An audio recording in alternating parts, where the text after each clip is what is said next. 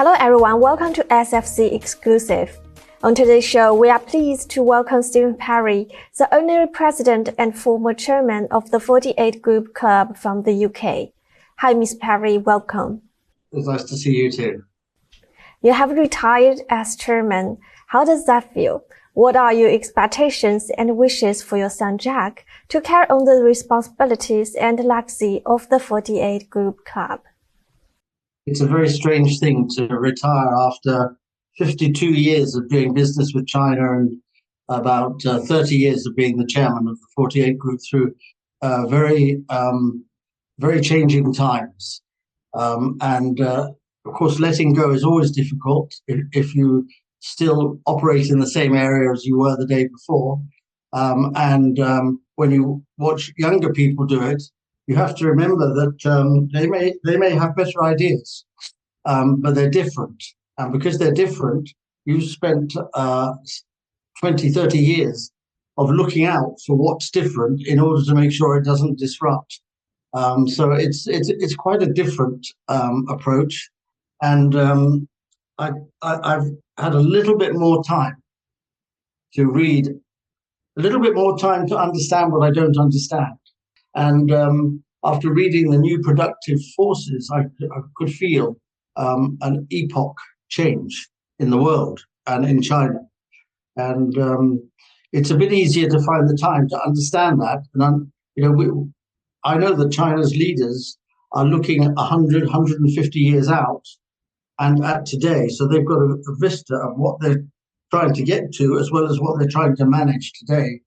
And if you're trying to understand China, you have to understand how that feels to China's leaders.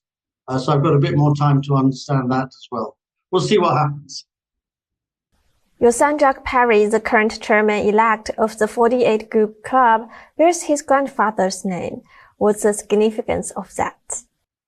When he was born, I said to his mother, the name Jack is a good name for him because Perry is a soft word, and he should have a word with strong consonants in it. And she said because it's his grandfather's name. And I said, well, that may be nice for him. And he became a footballer. He didn't want to go into business at all. Only because of an accident, he had to stop that. And I said to him, why don't you go and live in China for a while, see what you think? And he did. Now, I think he's absorbed a great deal of what the icebreaker spirit means. Looking back on your journey with the organization, what's your most memorable and proud achievement? Can you share some stories with us? Well, I think my mind immediately goes to how I became chairman of the 48 Group.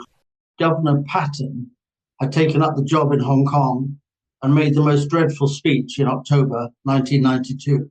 Just a lot of people in Hong Kong were misled by him in thinking that they could look forward to a future where the British system would predominate. And that was never going to happen. After his speech, my father took me as I was the vice president of the government organization and the vice president of the 48 Group together for a meeting with the Chinese ambassador in London.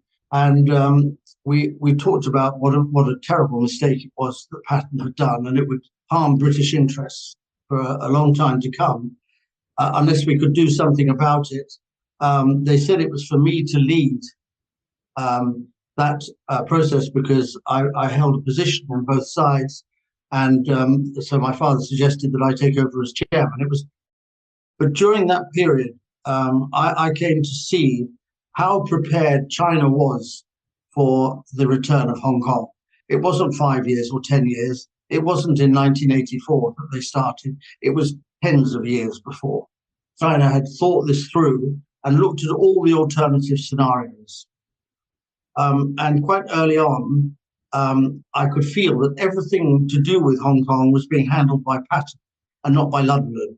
But there were some very capable people in London who they just thought he was basically wrong and he could cause a lifetime's problems for the British.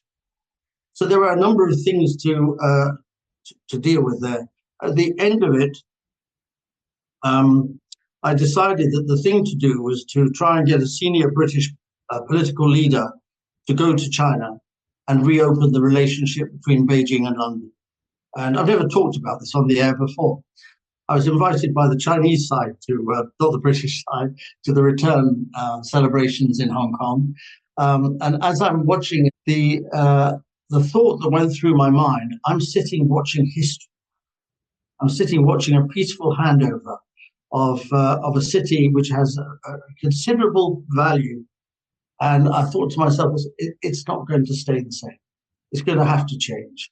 The changing forces in the history of the world are much more understandable to me, having been involved on the periphery of the return of Hong Kong. So that was as chairman of the 48 Group, my first job. I was there.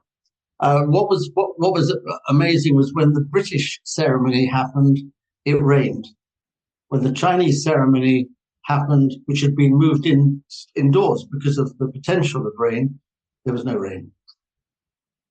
The Canton Fair has played a pivotal role in promoting trade between China and the world. Yes. Do you still remember the first time you attended the Canton Fair? Yes. And what has changed over the years?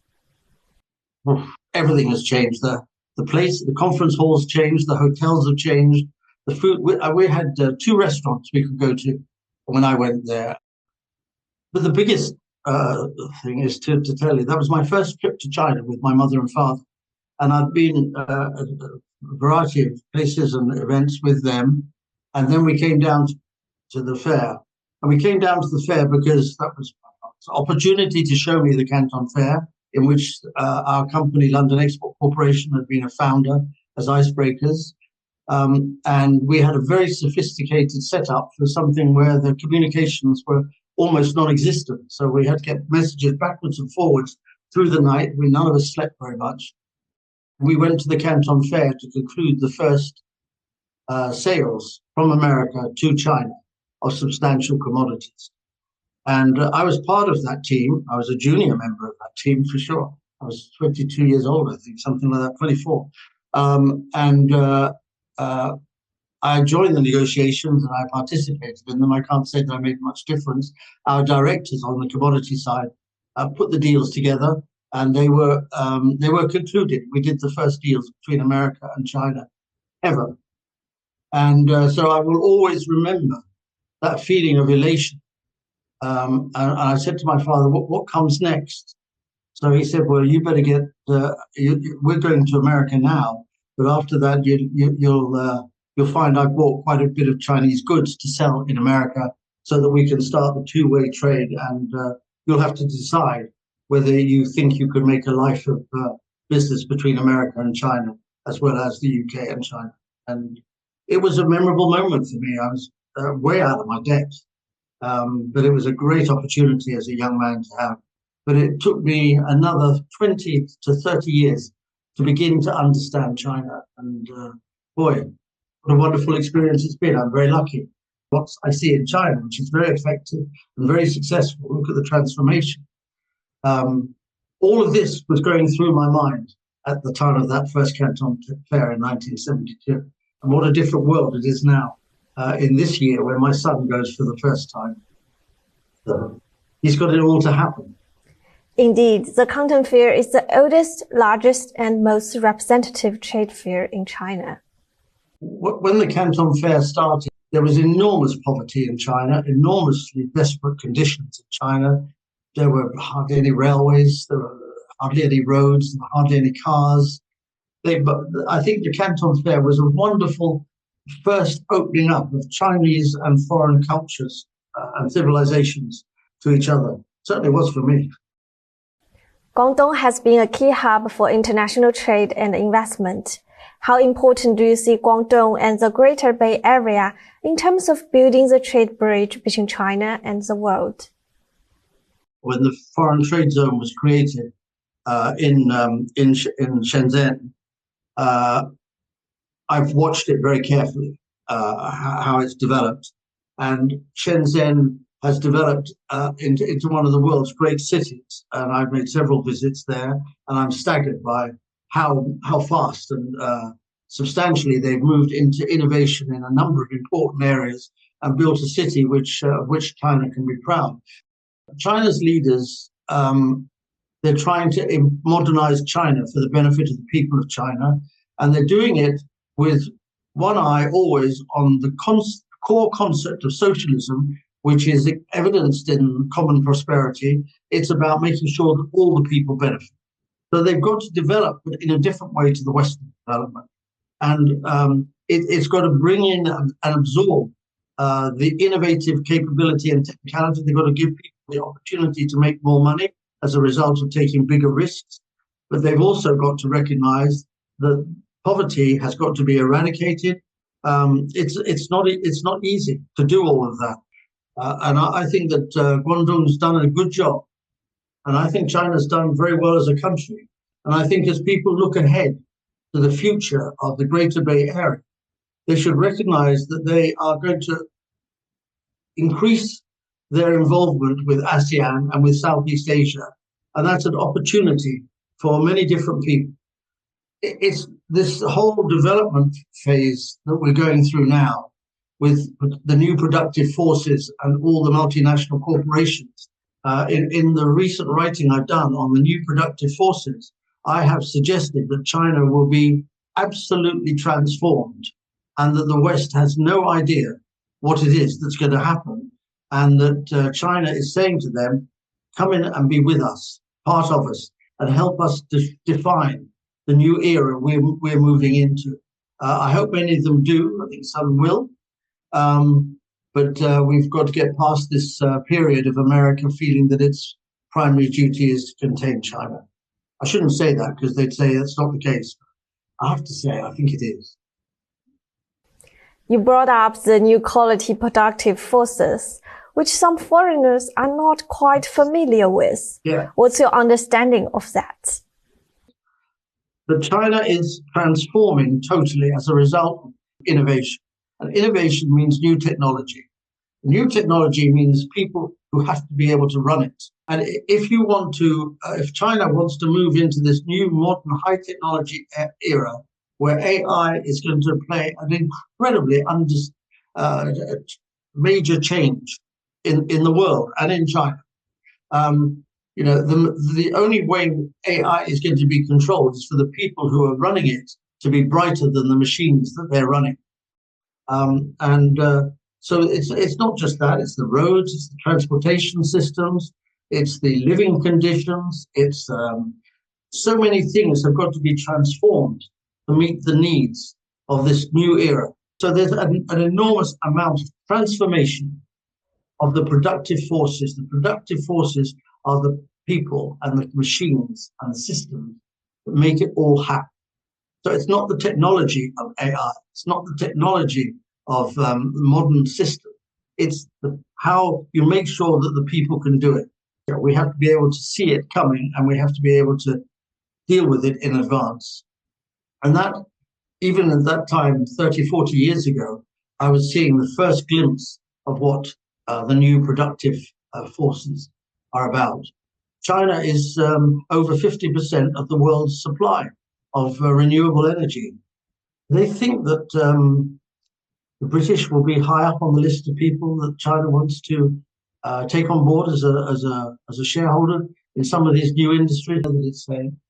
I think that it's going to have a big impact on the world, and I think that I think it's a done deal. The future power in the energy system will be China. It may be 30 or 40 years before that fully emerges.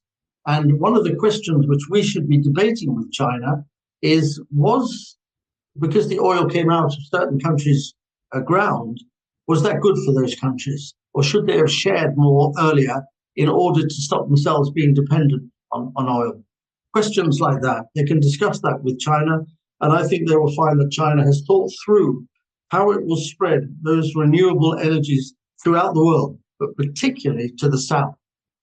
You look at America, they're desperate for a new railway system, high-speed railway system. Their skies are full.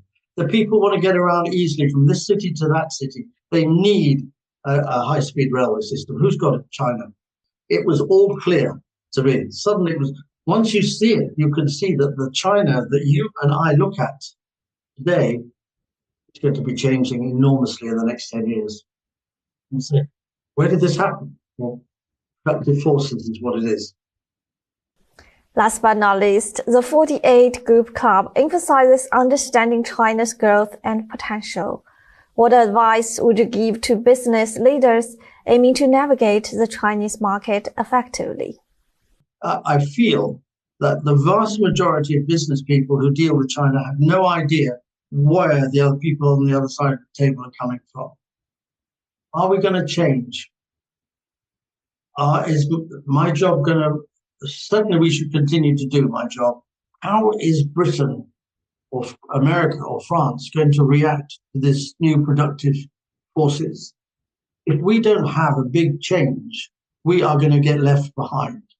So the extent to which we can do it will depend upon whether or not the leaders of our country understand that we need to understand what China is seeing and doing, because it's going to impact us in a big way.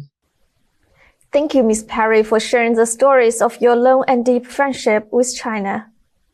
As Ms. Perry mentioned, with efforts to accelerate the development of new quality productive forces, China is undergoing a profound transformation. While the Western world lacks anticipation of these changes, China is inviting the world to join and collaborate in defining the upcoming era together. That's all for today's show. Thank you for watching. See you.